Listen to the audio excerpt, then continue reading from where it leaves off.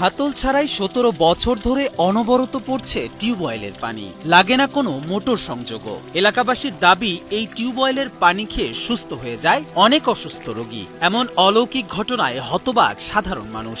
দূর দূরান্ত থেকে অনেকেই আসছেন এই টিউবওয়েলের পানি খেতে, এমনকি মানত করতে আসেন কেউ কেউ। আমার একজন খুব কাছের লোক অসুস্থ ছিল, তো পানি খাওয়ার পরে আল্লাহর রহমতে পানি উঠছিল, আল্লাহ রোগ বালা করে দিছে। 17 বছর ধরে পানি ভর্তা আছে, অবরোধের পানি ভর্তা আছে, আমরা পানি গেঞ্জি নিয়ে সবাই খাইতে আছি। এখানে এই কলটাতে প্রায় 16-17 বছর যাবত এখানে পানি পড়তেছে। বাংলাদেশ ভারত সীমান্তে কুমিল্লার বুড়িচং উপজেলার ভবেরমুড়া গ্রামে পাক দরবার শরীফ নামে একটি মাজার প্রাঙ্গণে বসানো আছে টিউবওয়েলটি। এলাকাবাসীর দাবি, এই টিউবওয়েলের পানি পান করে অনেক অসুস্থ মানুষ সুস্থ হয়ে উঠেছেন। এই ঘটনার খবর ছড়িয়ে পড়ায় দেশের নানা প্রান্ত থেকে ছুটে আসছেন অনেক মানুষ।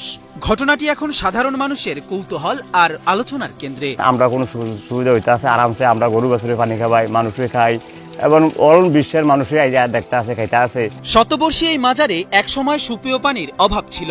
মাজারের ভক্তরা পুকুর থেকে পানি পান করতেন। বিশুদ্ধ না হওয়ায় এই পানি পান করা স্বাস্থ্যের জন্য ঝুঁকিপূর্ণ ছিল।